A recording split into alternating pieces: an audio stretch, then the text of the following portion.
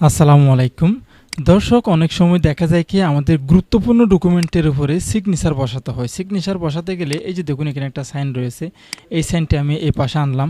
এই পাশে আনার পরে এই সাইনটিকে একটু বড় করলাম। তারপর আমি ধরুন আমার এই লেখার উপরে বসাতে হচ্ছে অথবা এই লেখার এখানে বসাতে হচ্ছে।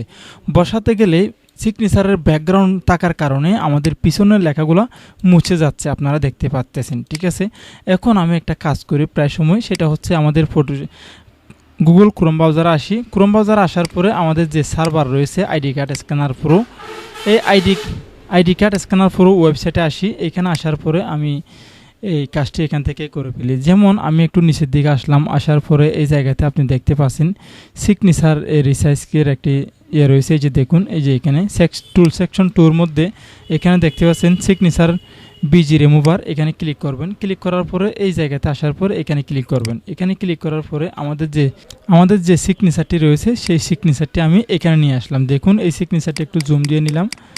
জুম করার পরে একটু নিচের দিকে আনলাম। এই যে দেখুন এই সিগনেচারটি এখন আপনার যেরকম কালার প্রয়োজন হয় সেরকম কালারে আপনি নিতে পারবেন। ঠিক আছে, তো আমি সাপোজ এই কালারটি দিলাম অথবা এই কালারটি দিলাম। দেওয়ার পরে একটা দাগ দেখতে পাচ্ছেন, এখানে আপনি বড় ছোটো করতে পারবেন। ঠিক আছে, অ্যাডজাস্টমেন্টের মাধ্যমে আপনার মনের ইচ্ছা মতো করে একটু বড় ছোটো করে নিতে পারবেন। অনেক সময় এই কাজটা আমাদের বিভিন্ন ভালো ডকুমেন্টের উপরে আমাদের এই কাজটি করতে হয়। ঠিক আছে, সিগনেচার রিসার্চ করা অথবা সিগনেচারের ব্যাকগ্রাউন্ড পরিবর্তন করা, সিগনেচারের ব্যাকগ্রাউন্ড রিমুভ করে পিএনজি করা আমাদের প্রয়োজন হয়। এই যে দেখুন এখন এখানে শেপ সিগনেচার পিএনজি, এই শেপ সিগনেচার পিএনজিতে আমি ক্লিক করলাম। ক্লিক করার পরে এটি আমি ফটোশপে নিয়ে আসলাম। দেখুন এখানে আসার পরে আমি এখন এই সিগনেচারটি এই জায়গাতে কাজ করতে পারতেছি। একটু খেয়াল করে দেখুন এই সিগনেচারটি আমি এখানে আনলাম। আনার পরে একটু জুম করে নিলাম। দেখুন এই সিগনেচারটি একটু বড় করে নিলাম।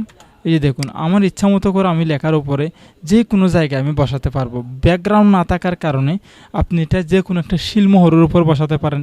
আপনার ইচ্ছা মতো করে আপনার যেখানে মন চায় সেখানে ব্যাকগ্রাউন্ড ছাড়া আপনি বসাতে পারবেন, কোনো সমস্যা নেই। আশা করি আপনারা বুঝতে পারছেন। এই জায়গাতে যদি আপনি শিলমোহরও নিয়ে আসেন তাহলে শিলমোহরের ব্যাকগ্রাউন্ড রিমুভ করে শিলমোহরটা এইভাবে করে এখান থেকে কালারিং করে নিতে পারবেন। আশা করি আপনারা বুঝতে পারছেন।